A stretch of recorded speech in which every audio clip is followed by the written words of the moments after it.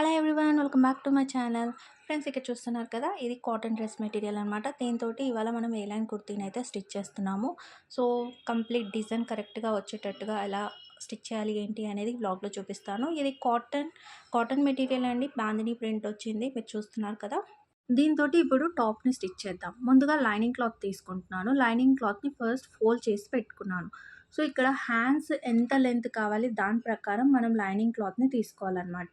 ఇక్కడ నాకు elbow hands తీసుకుంటున్నాను కాబట్టి దానికి తగ్గట్టుగా నేను 2.5 మీటర్ల ఫ్యాబ్రిక్ యూస్ చేసి దీన్ని ఫోల్డ్ చేశాను. ఫోల్డ్ చేసిన తర్వాత షోల్డర్ 6.5 ఇంచెస్, షోల్డరు ఎంతైతే ఉందో దాన్ని డివైడెడ్ బై 2 చేసి తీసుకున్నాను. తర్వాత షోల్డర్ డౌన్ 1/2 ఇంచ్ దగ్గర మార్క్ చేసుకున్నాను. ఇప్పుడు షోల్డర్ డౌన్ 1/2 ఇంచ్ దగ్గర మార్క్ చేశాం కదా, అక్కడ 1/2 ఇంచ్ నుంచి కింది వరకు 6.5 ఇంచెస్ ఆర్మ్ హోల్ పాయింట్ని మార్క్ చేసుకోవాలి. ఫ్రెండ్స్, ఇక్కడ నేను షోల్డర్లో ఎటు ప్లస్ మైనస్లు ఏమీ చేయట్లేదు, ఎందుకంటే నేను ఇక్కడ స్టిచ్ చేస్తుంది నార్మల్ నెక్ అనమాట. ఎక్కువ డీప్ బ్రాడ్ నెక్ ఏమీ కాదు, నార్మల్ నెక్ స్టిచ్ చేస్తున్నాను కాబట్టి ప్లస్ మైనస్ ఏం చేయకుండా మన షోల్డర్లో ఎంతైతే వచ్చిందో అంతే తీసుకోవాలి. ఇప్పుడు ఈ పాయింట్స్ అన్ని కలిపేసుకున్న తర్వాత బస్ట్ పాయింట్ని మార్క్ చేస్తున్నాను. బస్ట్ వచ్చేసి బస్ట్ రౌండ్ కొలుచుకోండి, దానిలో డివైడెడ్ బై 4 చేసి ఎంతైతే వస్తుందో దాన్ని మార్క్ చేసుకోవాలి. సో నాకు ఇక్కడ 9.5 ఇంచెస్ వచ్చింది, దాన్ని మార్క్ చేశాను. షోల్డర్ నుంచి వెస్ట్ పాయింట్ని మార్క్ చేస్తున్నాను. 14.5 ఇంచెస్ దగ్గర వెస్ట్ పాయింట్ మార్క్ చేశాను. అలాగే హిప్ పాయింట్ వచ్చేసి 21 ఇంచెస్ దగ్గర మార్క్ చేసుకుంటున్నాను. ఇలా మార్క్ చేసుకున్నాక ఇప్పుడు వీటిని స్ట్రైట్ లైన్లో డ్రా చేసి చూపిస్తాను చూడండి. బస్ట్ పాయింట్, ఇక్కడ బస్ట్ పాయింట్ మనం ఆల్రెడీ మెజర్మెంట్ ప్రకారం మార్క్ చేసేసాము. West point, hip point. So ఇప్పుడు బస్ట్ పాయింట్ మార్క్ చేసాం కాబట్టి వెస్ట్ పాయింట్ని మార్క్ చేసుకుందాం. వెస్ట్ వచ్చేసి వెస్ట్ రౌండ్లో 4వ భాగం అనమాట. వెస్ట్ రౌండ్ కొలుచుకోండి, దాంట్లో 4వ భాగాన్ని మార్కింగ్ చేసుకోండి. ఇక్కడ నాకు 8.5 ఇంచెస్ వచ్చింది, దాన్ని ఇక్కడ మార్క్ చేశాను. సేమ్ ఇదే విధంగా హిప్ను కొలుచుకోండి, హిప్లో 4వ భాగాన్ని ఇక్కడ మార్క్ చేసుకోండి. సో హిప్లో 4వ భాగం నాకు 10.75 ఇంచెస్ వచ్చింది, దాన్ని మార్క్ చేస్తున్నాను. సో కాటన్ స్టిచ్ చేసేటప్పుడు కొంచెం టైట్ ఫిట్టింగ్ మాత్రం పెట్టుకోకండి. కొలిచేటప్పుడు ఫింగర్ గ్యాప్ పెట్టి కొద్దిగా లూజ్గా తీసుకోండి మెజర్మెంట్స్, ఎందుకంటే ఇది ఉతికిన తర్వాత దగ్గరకు అవుతుంది. దగ్గరకు అయినప్పుడు ఫిట్టింగ్ అనేది టైట్ అయిపోతుంది అనమాట. సో కాటన్ మీద ప్యూర్ కాటన్ స్టిచ్ చేసేటప్పుడు మాత్రం కొంచెం లూజ్ ఫిట్టింగే చేసుకోండి. ఇంకా లెంత్ అయితే 40 ఇంచెస్ దగ్గర మార్క్ చేస్తున్నాను. షోల్డర్ దగ్గర నుంచి లెంత్ మెజర్ చేసుకొని లెంత్ 40 ఇంచెస్, సో 40 ఇంచెస్కి మార్కింగ్ చేసేసి హిప్ పాయింట్ నుంచి స్ట్రైట్ లైన్ని డ్రా చేస్తున్నాను. సో ఇప్పుడు పాయింట్స్ అన్నీ మనకి మార్కింగ్ అయిపోయాయి. డ్రెస్కి ఏదైతే పాయింట్స్ కావాలో అవన్నీ మార్కింగ్ అయిపోయాయి. ఇప్పుడు ఏం చేయాలంటే ఎక్సెస్ మార్జిన్ తీసుకోవాలి. ఎక్సెస్ మార్జిన్ 1.5 ఇంచుల నుంచి 2 ఇంచుల వరకు తీసుకోండి. సో బస్ట్ పాయింట్ దగ్గర, వెస్ట్ పాయింట్ దగ్గర, హిప్ పాయింట్ దగ్గర అండ్ కింద లెంత్ పాయింట్ దగ్గర 2 ఇంచెస్ వచ్చేటట్టుగా మార్జిన్ తీసుకొని వాటిని లైన్లు కొట్టుకోండి. వీడియోలో చూసినట్టుగా లైన్లని డ్రాఫ్ట్ చేసుకోండి. సో ఆల్మోస్ట్ మనకి అన్ని పాయింట్స్ కవర్ అయిపోయాయి. సో ఫస్ట్ మీరు కట్ చేయడానికి ముందుగా మీ దగ్గర అన్ని పాయింట్స్ కవర్ అయ్యాయా లేవా చెక్ చేసుకోండి. చెక్ చేసుకున్న తర్వాతనే స్టిచ్ చేయండి. ఇది వచ్చేసి నేను స్ట్రైట్ కుర్తీ అండి, క్లియర్ చెప్తున్నాను, స్ట్రైట్ కుర్తీ స్టిచ్ చేస్తున్నాను. సో షోల్డర్ వచ్చేసి 3.5 ఇంచెస్, 3 ఇంచెస్ నెక్ విడ్త్ వస్తుంది. Shoulder width 3.5, neck width 3 inches. And ఇక్కడ బ్యాక్ నెక్ వచ్చేసి నేను 5.5 ఇంచెస్ అనుకుంటున్నాను. Front neck 6 inches. ఇలా నెక్ పాయింట్లను మార్క్ చేస్తున్నాను. నేను వీటిని కట్ చేయట్లేదండి, స్టిచ్ చేసేటప్పుడు చూపిస్తాను, జస్ట్ మీకు మార్కింగ్ కోసం చూపిస్తున్నాను. And next arm hole curve కోసం సేమ్ స్ట్రైట్ డయాగ్నల్గా 1.5 ఇంచులు మార్కింగ్ చేసుకోండి. సైజుని బట్టి అనమాట, ఇది 38 సైజ్ కాబట్టి 1.5 ఇంచెస్ వరకు మార్కింగ్ చేసుకోవచ్చు. దానికన్నా తక్కువ సైజు ఉంటే 1 ఇంచ్ వరకు మార్క్ చేసుకోండి. 1.5 ఇంచెస్ వరకు మార్క్ చేసి ఫిట్టింగ్ పాయింట్ని టచ్ చేస్తూ మళ్ళీ మనకు అక్కడ arm whole line straight line draw చేసాం కదా, అక్కడ సెంటర్ పాయింట్ వరకు వచ్చేటట్టుగా కర్వ్ షేప్ డ్రా చేసుకోండి. కర్వ్ షేప్ డ్రా చేసుకొని ఇప్పుడు నేను ఒక పాయింట్ పెట్టాను చూడండి, అది స్టిచ్చింగ్ కోసం అంటే అక్కడ స్టిచ్ చేస్తే అక్కడి వరకు మనకి కరెక్ట్గా ఆర్మ్ హోల్ యొక్క రౌండ్ సరిపోవాలి. ఫిట్టింగ్ పాయింట్ నుంచి స్టిచ్చింగ్ పాయింట్ పెట్టాను కదా అక్కడి వరకు. అలా మనకు ఆర్మ్ హోల్ పాయింట్ సరిపోయింది అంటే మనకి పక్కా డ్రాఫ్టింగ్ కరెక్ట్గా వచ్చినట్టు. ఇప్పుడు పైన నేను ఎక్సెస్ ఒక 1/2 ఇంచ్ వరకు మార్కింగ్ చేస్తున్నాను, ఎందుకంటే మనం ఇప్పుడు స్టిచ్చింగ్ పాయింట్ పెట్టాం కదా, అక్కడ స్టిచ్ చేస్తే పైన కొంచెం మార్జిన్ ఉండాలి కాబట్టి ఆ మార్జిన్ కోసం నేను ఎక్సెస్గా ఒక 1/2 ఇంచ్ పైకి మార్కింగ్ చేశాను. సో ఇదేం ఎఫెక్ట్ పడదండి. ఇలా మార్జిన్ అనేది కొంచెం ఎక్కువగా ఉంటే మనకి స్టిచ్చింగ్ అనేది కరెక్ట్‌గా ఉంటుంది. స్టిచ్చింగ్ చేసినప్పుడు ఫినిషింగ్ అనేది చాలా బాగుంటుంది. తర్వాత దీన్నంతా కూడా ఎలా అయితే డ్రాఫ్ట్ చేసామో అదే విధంగా కట్ చేసేసుకోవాలి. సో నీట్‌గా మనం అంతా కూడా కట్ చేసేసుకోవాలన్నమాట. ఇలా కట్ చేసేసుకుంటే మనకు ఫ్రంట్, బ్యాక్ 2 పీసులు ఒకేసారి వచ్చాయి కదా! ఇప్పుడు మనకి వీటి మార్కింగ్ అనేది కింద కూడా కొంచెం చాక్ పీస్ అనేది పడవచ్చు, పడకపోవచ్చు. సో స్టిచ్చింగ్ చేసేటప్పుడు ప్రాబ్లమ్ రాకుండా ఉండాలి అంటే టక్స్ పెట్టుకోండి. సో మన నెక్ కట్ చేయాలి, నెక్ దగ్గర టక్స్, బస్ట్ దగ్గర టక్స్, వెస్ట్ దగ్గర టక్స్, హిప్ దగ్గర టక్స్ పెట్టుకోండి. ఇలా పట్టుకొని చిన్నగా కట్ చేసేస్తే టక్స్ వచ్చేస్తాయి. సో ఇది ఫ్రంట్, బ్యాక్ రెండిటికి ఈక్వల్‌గా వస్తాయి కాబట్టి మనం స్టిచ్ చేసేటప్పుడు ఏ పాయింట్ ఎక్కడుంది అనేది ప్రతిసారి చెక్ చేసుకోవాల్సిన పని ఉండదు. క్లారిటీ ఉంటుందన్నమాట స్టిచ్చింగ్ చేసేటప్పుడు. సో ఇలా మార్కింగ్ చేశాక బ్యాక్ పార్ట్ తీసేసి ఫ్రంట్ పార్ట్ లోతు కోసం తీస్తున్నాను. సో ఫ్రంట్ లోతు ఉంటుంది కదా! లోతు కోసం ఆర్మ్ హోల్ దగ్గర స్ట్రెయిట్ లైన్ డ్రా చేసాం, బాక్స్ డ్రా చేసాం కదా! దానికి ఒక 1/2 ఇంచ్ లోపలికి మార్క్ చేసుకొని అక్కడి నుంచి మళ్ళీ 1.5 ఇంచులు డయాగ్నల్‌గా మార్క్ చేసుకోవాలి. డయాగ్నల్‌గా మార్క్ చేసి సేమ్ మనం కర్వ్ షేప్ డ్రా చేసుకోవాలన్నమాట. వీడియోలో చూపించినట్టుగా ఇలా కర్వ్ షేప్ డ్రా చేసేసుకుంటే ఫ్రంట్ లోతు కూడా అయిపోయింది. ఇప్పుడు దీన్ని నీట్‌గా కట్ చేసేసుకోండి. ఇప్పుడు లైనింగ్ క్లాత్ పైన మనకి పాయింట్స్ అన్నీ అయిపోయాయి. ఇప్పుడు వీటిని పక్కన పెట్టేసుకొని ఇప్పుడు మిగిలిపోయిన లైనింగ్ క్లాత్ తోటి మనము చాలా రకాలుగా యూస్ చేసుకోవచ్చు అండి. నెక్ ఫినిషింగ్ చేసుకోవచ్చు, నెక్ ఫోల్డింగ్ చేసుకోవచ్చు, ఎడ్జెస్ ఫోల్డింగ్ కోసం యూస్ చేసుకోవచ్చు, వగైరా ఇంకేమైనా డిజైన్స్ కావాలన్నా యూస్ చేసుకోవచ్చు. సో ఇప్పుడు లైనింగ్ క్లాత్ని తీసుకొచ్చి మెయిన్ ఫ్యాబ్రిక్ మీద ప్లేస్ చేసి కట్ చేసుకోవాలి. అయితే ఇక్కడ నేను మెయిన్ ఫ్యాబ్రిక్ని ఫోల్డ్ చేయకుండా డైరెక్ట్గా మొత్తం ఓపెన్ చేసి దాని మీద లైనింగ్ క్లాత్ పెడుతున్నాను. ఎందుకంటే నాకు మెయిన్ ఫ్యాబ్రిక్ మీద పైన డిజైన్ వచ్చింది చూడండి, డైమండ్ షేప్లో డిజైన్ వచ్చింది కదా ప్రింట్. సో అది నాకు నెక్కి రావాలి సెంటర్లో. ఓకే, నెక్కి సెంటర్లో రావాలన్నమాట. సో అలా రావాలి అంటే నేను ఈ విధంగా ఓపెన్ చేసి దానిపైన లైనింగ్ని ప్లేస్ చేసి చెక్ చేసుకొని కట్ చేసుకోవాలి. మనం ఫోల్డ్ చేసి కట్ చేసామనుకోండి కొంచెం అటు ఇటు అవ్వచ్చు అనమాట. అందుకని ఇలా ఫుల్గా ఓపెన్ చేసి దాని మీద వేసి కట్ చేసుకుంటే నీట్గా వస్తుంది. సేమ్ ఇదే విధంగా బ్యాక్ పార్ట్కి కూడా చేయాలి. ఫ్రంట్ పార్ట్కి కట్ చేసాం కదా, సో మిగిలిన పీస్ని బ్యాక్ పార్ట్కి కూడా సేమ్ ప్రాసెస్లో యూస్ చేసుకోవాలి. బ్యాక్ పార్ట్ కూడా సేమ్ ఇదే విధంగా కట్ చేసుకోవాలన్నమాట. ఇదే విధంగా ప్లేస్ చేసేసుకొని కరెక్ట్గా వచ్చిందా లేదా ఒకసారి చెక్ చేసుకోండి. నెక్ సెంటర్లో అలా వచ్చింది అనిపిస్తేనే పీస్ని అంతా కూడా కట్ చేసుకోండి. ఇప్పుడు ఇలా కట్ చేసిన తర్వాత చూపిస్తాను చూడండి. నేను ఎలా అయితే కావాలి అనుకున్నానో అలా మనకు అవుట్పుట్ వచ్చేసింది. ఇప్పుడు వీటిని స్టిచ్చింగ్ చేయాలి. సో స్టిచ్చింగ్ కోసం దీన్ని పక్కన పెట్టేస్తున్నాను. ఇప్పుడు మెయిన్ ఫ్యాబ్రిక్లో మనం కట్ చేయంగా కొన్ని పీసెస్ మిగిలాయి కదా, సో ఈ పీసెస్ తోటి మనం హ్యాండ్స్ని కట్ చేసుకోవచ్చు. డిజైన్ హ్యాండ్స్ ఎలా చేయాలి ఏంటి అనేది ఈ వ్లాగ్లో అయితే హ్యాండ్స్ అప్లోడ్ చేయట్లేదండి, లెంత్ ఎక్కువైపోతుంది. సో హ్యాండ్స్ కోసం సపరేట్ వ్లాగ్ని అప్లోడ్ చేస్తాను. సో ఈ పీసెస్ అన్నిటిని కూడా పక్కన పెట్టేసుకొని ఇప్పుడు లైనింగ్ క్లాత్ని మెయిన్ ఫ్యాబ్రిక్తో జాయిన్ చేసుకోవాలి. సో లైనింగ్ క్లాత్ ఎడ్జెస్ కూడా ఫోల్డ్ చేసి స్టిచ్ చేశాను. స్టిచ్ చేసిన తర్వాత మెయిన్ ఫ్యాబ్రిక్కి జాయిన్ చేసుకున్నాను. మెయిన్ ఫ్యాబ్రిక్ యొక్క రాంగ్ సైడే ప్లేస్ చేసి అటాచ్ చేశాను. అటాచ్ చేసిన తర్వాత ఇప్పుడు ఎక్సెస్ ఉంది కదా, దాన్ని అంతా కూడా కట్ చేస్తున్నాను. సేమ్ ఇదే విధంగా బ్యాక్ పార్ట్ కూడా చేయాలి. బ్యాక్ పార్ట్ కూడా రాంగ్ సైడ్ లైనింగ్ క్లాత్ని ప్లేస్ చేసి స్టిచ్ చేసి ఎక్సెస్ అంతా కూడా కట్ చేసుకోవాలి. ఇలా 2 కట్ చేసుకున్న తర్వాత ఇదిగోండి ఈ విధంగా ఫినిషింగ్ ఉంది. ఇప్పుడు మెయిన్ ఫ్యాబ్రిక్ లెంత్ని కట్ చేస్తున్నాను. సో ఫస్ట్ లైనింగ్ క్లాత్ మీద 40 ఇంచెస్ లెంత్ తీసుకున్నాము. సో దాన్ని ఫోల్డ్ చేసి స్టిచ్ చేయంగా 39 ఇంచెస్కి వచ్చింది. ఇప్పుడు మెయిన్ ఫ్యాబ్రిక్ 1 ఇంచ్ కలుపుకొని 40 ఇంచెస్.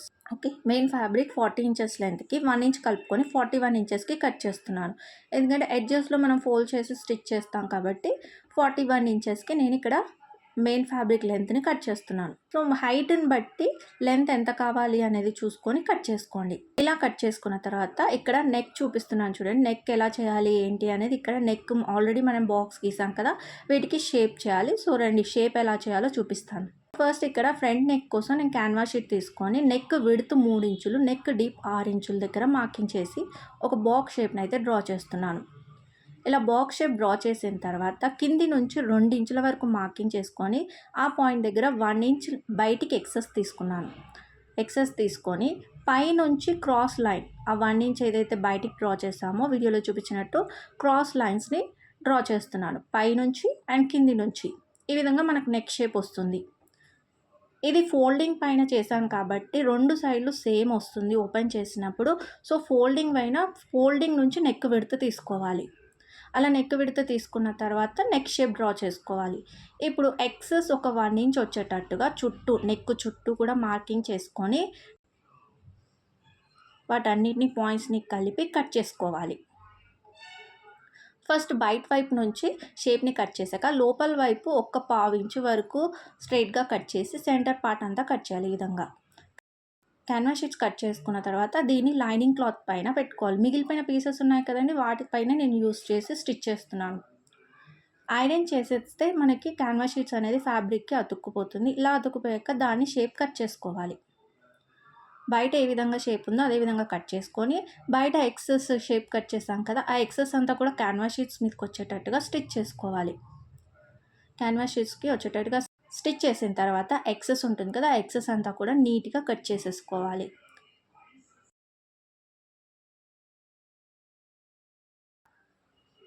సో ఈ విధంగా కట్ చేశాక ఇప్పుడు మెయిన్ ఫ్యాబ్రిక్ తీసుకొని ఫ్రంట్ పార్ట్ దాన్ని ఇలా ఫోల్డ్ చేసి నెక్ ఎక్కడైతే పెట్టాలో అక్కడ సైడ్ నీట్గా ఇలా ఫోల్డ్ చేసుకోవాలి. ఫోల్డ్ చేసుకున్న తర్వాత సెంటర్లో ఒక చిన్న టక్ ఇచ్చుకోవాలి. ఇలా టక్ చేసుకున్న తర్వాత ఓపెన్ చేసి ఇప్పుడు ఆల్రెడీ మనం కట్ చేసి పెట్టిన నెక్ షేప్ ఉంది కదా, ఇక్కడ ఒక ఇక్కడ లైన్ని హైలైట్ చేస్తున్నాను. ఎందుకంటే నాకు ఇది సెంటర్లో రావాలి, నెక్కి సెంటర్లో రావాలి కాబట్టి కొంచెం గుర్తు కోసం హైలైట్ చేశాను. ఇప్పుడు ఆల్రెడీ నెక్ కూడా మనం సెంటర్లో టక్ ఇచ్చాం. ఆ 2 పాయింట్లు కలిసేటట్టుగా పెట్టుకోవాలి. కింద మనం లైన్ గీసాం కదా, ఆ లైన్కి మ్యాచ్ అయ్యేటట్టుగా కింది నెక్ పెట్టుకోవాలి. ఇలా పెట్టుకొని పిన్స్ హెల్ప్ తోటి అటు ఇటు అవ్వకుండా కదలకుండా పిన్స్ హెల్ప్ తోటి నేను సెక్యూర్ చేస్తున్నాను. స్టిచ్చింగ్ చేసేటప్పుడు షేప్ అనేది అటు ఇటు అవ్వకుండా ఈ పిన్స్ మనకి చాలా హెల్ప్ చేస్తాయి. సో ఇలా పెట్టేసుకున్న తర్వాత ఇప్పుడు లోపల వైపు నుంచి నెక్ని స్టిచ్ చేసుకోవాలి. సో లోపల వైపు నుంచి మొత్తం అంతా షేప్ ఎలా అయితే ఉందో అలా స్టిచ్ చేసుకోవాలి. కార్నర్స్ వచ్చినప్పుడు నీడిల్ని దింపి ఫ్యాబ్రిక్ని తిప్పేసుకొని మళ్ళీ స్టిచ్ చేసుకోవాలన్నమాట. సో ఈ విధంగా స్టిచ్ చేసుకుంటే మనకి లోపల నెక్ అనేది కరెక్ట్గా షేప్ వస్తుంది. ఇలా స్టిచ్ చేసుకున్న తర్వాత పిన్స్ అన్ని రిమూవ్ చేసి లోపల ఉన్న నెక్ని కట్ చేసుకోవాలి. మెయిన్ ఫ్యాబ్రిక్తో నెక్ ఎలా అయితే షేప్ స్టిచ్ చేసామో అదే విధంగా కట్ చేసేసుకోవాలి. కొద్దిగా కొంచెం పావించాలా ఎక్సెస్ వదులుకోవాలి. వాటికి చిన్న చిన్న కట్స్ పెట్టుకోవాలి. ఇలా కట్స్ పెట్టుకొని నెక్ని వెనక్కి తిప్పుకోవాలి. కట్స్ పెట్టుకోవడం వల్ల కార్నర్స్లో మనం ఏదైతే షేప్ ఇచ్చామో ఆ షేప్ దగ్గర టక్స్ ఇవ్వడం వల్ల నెక్ అనేది ఆ షేప్కి కరెక్ట్గా తిరుగుతుంది. సో ఇలా వెనక్కి తిప్పినప్పుడు చూడండి నెక్ ఎంత బాగా కుదిరిందో. సో ఇలా స్టిచ్చింగ్ చేసేటప్పుడు చిన్న చిన్న టిప్స్ కానీ మెథడ్స్ కానీ యూస్ చేస్తే మనకు నెక్ అనేది కరెక్ట్గా కుదురుతుంది. సో ఇలా నెక్ షేప్ అయింది కదా, దీని చుట్టూ నేను చిన్న చిన్న చేంజెస్ చేశానండి. ఏంటంటే దీనికి ఎక్స్ట్రా పైపింగ్ యాడ్ చేశాను.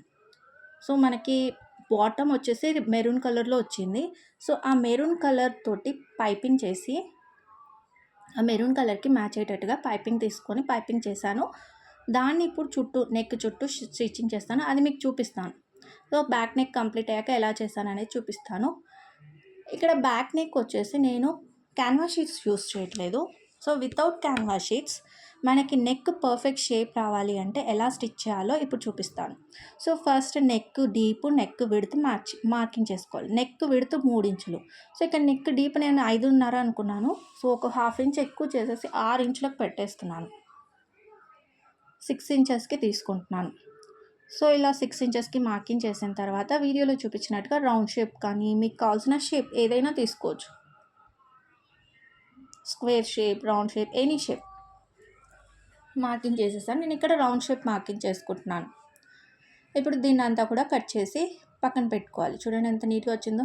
ఇప్పుడు దీన్ని పక్కన పెట్టేసి మనం కట్ చేసుకున్నాం కదా రౌండ్ నెక్, ఆ పీస్ని తీసుకొని లైనింగ్ క్లాత్ మీద పెట్టుకోవాలి. మిగిలిపోయిన లైనింగ్ క్లాత్స్ ఉన్నాయి కదా, వాళ్ళలో దేని మీద ఇది కరెక్ట్గా ఫిక్స్ అయ్యి మనకు చుట్టూ ఎక్సెస్ మిగులుతుందో దాని మీద పెట్టి ఇదైతే షేప్ ఎలా అయితే ఉందో అలాగే చుట్టూ మార్కింగ్ చేసుకోవాలి. షేప్ ఎలా అయితే ఉందో అలా చుట్టూ మార్కింగ్ చేసేసుకొని ఆ మార్కింగ్ కన్నా కొంచెం ఎక్కువ వచ్చేటట్టుగా పీస్ని కట్ చేసుకోవాలి.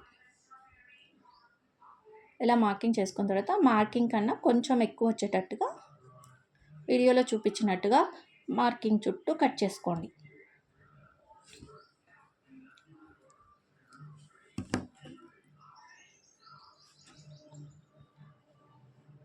సో ఇదంతా ఎందుకు, నార్మల్గా బయాస్లో కట్ చేసి ఫినిష్ చేయొచ్చు కదా అని మీరు అనొచ్చు. బట్ చూడండి, చూసిన తర్వాత మీరు చెప్పండి. సో ఇప్పుడు కట్ చేసాం కదా డ్రాఫ్ట్ పీస్ని, ఆ పీస్ని ఇంకొక లైనింగ్ క్లాత్ మీద పెట్టి ఇప్పుడు పెట్టిన పీస్ కన్నా ఇంకొంచెం ఎక్సెస్ వచ్చేటట్టుగా, ఒక 1 ఇంచ్ ఎక్సెస్ వచ్చేటట్టుగా కట్ చేసుకోవాలి.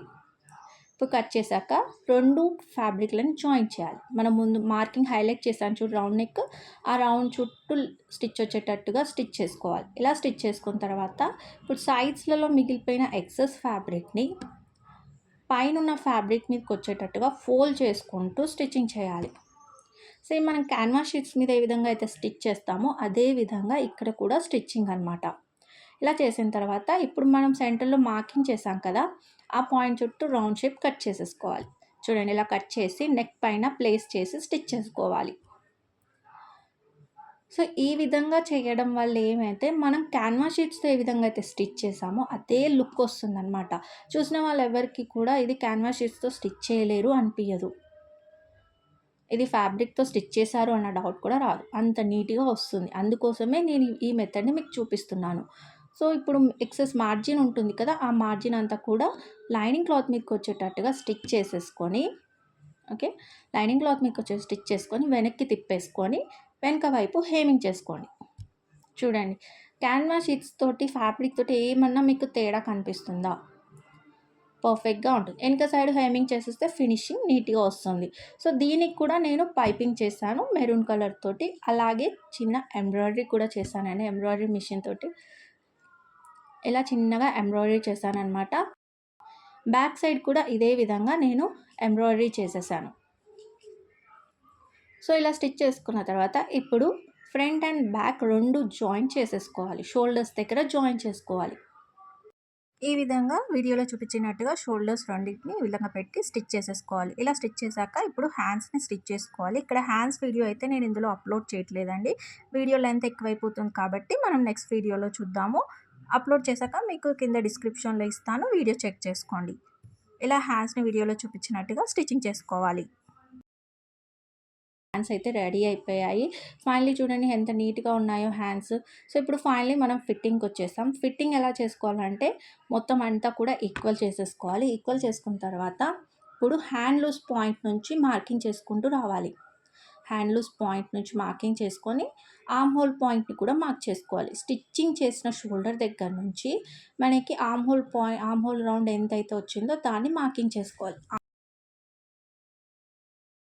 ఎంతైతే వచ్చిందో దాన్ని ఇక్కడ మార్కింగ్ చేసేసుకొని ఆల్రెడీ మనం 2 ఇంచెస్ మార్జిన్ వదిలేసాం కదా, అదే మార్జిన్కి మ్యాచ్ చేస్తూ స్టిచ్చింగ్ చేసుకోవాలి. 2 ఇంచెస్ మార్జిన్ ఏదైతే వదిలేసామో దానికి మ్యాచ్ చేస్తూ స్టిచ్చింగ్ చేసుకోవాలి. సో ఇక్కడ కింద స్లిట్ ఇవ్వాలి కదా, ఆ స్లిట్ దగ్గర నుంచి కూడా కంటిన్యూగా స్టిచ్ చేసుకుంటూ వస్తున్నాను. సో హిప్ వరకు అలాగే స్టిచ్ చేసి హిప్ దగ్గర లాక్ వేసుకొని ఆ 2 ఇంచెస్ మార్జిన్ని హ్యాండ్ లూజ్ వరకు అలాగే స్టిచ్ చేసుకుంటూ వెళ్ళిపోవాలి. సో ఇలా స్టిచ్ చేసేసాం కదా, సేమ్ రెండో వైపు కూడా సెకండ్ సైడ్ కూడా అదే విధంగా స్టిచ్ చేసుకుంటూ రావాలి. సో అలా స్టిచ్ చేసేటప్పుడు ఆర్మ్ హోల్ పాయింట్ని మార్కింగ్ చేసుకోవాలి అండ్ హ్యాండ్ లూజ్ పాయింట్ని మార్కింగ్ చేసేసుకొని అండ్ వాటిని 2 మార్జిన్కి మ్యాచ్ చేసుకుంటూ స్టిచ్ చేసేసుకోవాలి. ఇలా స్టిచ్ చేసిన తర్వాత ఒక్కసారి మెజర్ చేసుకోండి, మీరు మార్కింగ్ చేసిన పాయింట్ వచ్చిందా లేదా అనేది. వచ్చిన తర్వాత ఇప్పుడు సైడ్స్లలో కొంచెం ఎక్కువ తక్కువలు ఉన్నాయి కదా, వాటన్నిటిని ఈక్వల్ చేస్తూ మార్జిన్ లైన్ 1.5కి వచ్చేటట్టుగా ప్లేస్ చేసి మొత్తం ఇంకా ఎక్సెస్ ఉన్న 1/2 ఇంచ్ ఎక్కడైతే ఎక్సెస్ ఉందో ఆ ఎక్సెస్ అంతా కూడా కట్ చేసేస్తున్నాను. ఇలా కట్ చేసుకుంటే మనకు సైడ్స్లో ఫినిషింగ్ అనేది నీట్గా ఉంటుంది అండ్ ఓవర్లాక్ చేసినప్పుడు కూడా చాలా నీట్గా కుదురుతుంది అనమాట. సో మనం ఓవర్లాక్ చేసినప్పుడు చాలా నీట్గా కనిపించాలి అంటే ఈ విధంగా కట్ చేసుకొని ఓవర్లాక్ చేసుకోండి. ఇప్పుడు స్లిట్ ఎలా స్టిచ్ చేయాలి అంటే మనం ఆల్రెడీ స్టిచ్ చేసిన దాన్ని కట్ చేయకుండా అక్కడి నుంచి ఫోల్డ్ చేసుకోవాలి. ఫోల్డ్ చేసిన తర్వాత ఆ ఫోల్డింగ్ పాయింట్ని స్టిచ్ చేసుకుంటూ రావాలి, హిప్ వరకు స్టిచ్ చేసుకోవాలి. ఇలా హిప్ వరకు స్టిచ్ చేసిన తర్వాత సేమ్ ఇటువైపు కూడా ఇంకో సైడ్ కూడా 2 slits, front and back 2 slits ఉంటాయి కదా. సో 2 స్లిట్స్ని కూడా అదే విధంగా ఫోల్డ్ చేసుకోవాలి. సేమ్ హిప్ నుంచి ఫోల్డ్ చేసుకొని కింది వరకు స్టిచ్చింగ్ చేసుకుంటూ వెళ్ళిపోవాలి.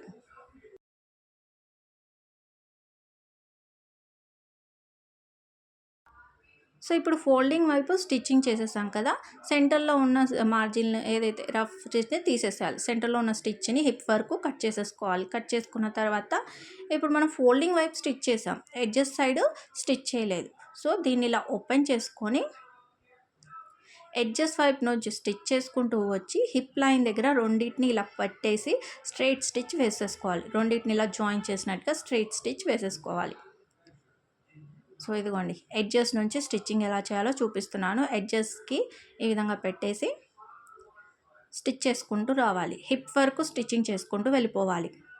అలాగే హిప్ వరకు స్టిచ్చింగ్ చేసిన తర్వాత స్టిచ్చింగ్ దగ్గర ఒక లాక్ వేసేసుకోండి. హిప్ దగ్గర ఒక లాక్ వేసేసుకోండి. హిప్ దగ్గర రెండింటిని పక్క పక్కన పెట్టి లాక్ వేసేసుకొని ఇటువైపు కూడా ఎడ్జెస్ మొత్తం స్టిచ్ చేసేసుకోవాలి. ఎలా స్టిచ్ చేసిన తర్వాత ఫైనల్ డ్రెస్ ఎలా ఉందో చూడండి. సో ఇలా point to point step by step మీకు వీడియోలో ఎక్స్ప్లెయిన్ చేశానండి. దాని ప్రకారం స్టిచ్చింగ్ చేస్తే డ్రెస్ ఈ విధంగా ఫినిషింగ్ అనేది కంప్లీట్ అవుతుంది. ఇది front part and back part కూడా ఎలా ఉందో చూడండి. ఎలా ఉందో కింద కమెంట్ బాక్స్లో మెన్షన్ చేయండి. అండ్ ఫ్రెండ్స్, ఫస్ట్ టైం కనుక మన ఛానల్ని చూస్తే ప్లీజ్ సబ్స్క్రైబ్ చేసుకోండి. ఈ వీడియో నచ్చితే లైక్ చేయండి. Thank you for watching.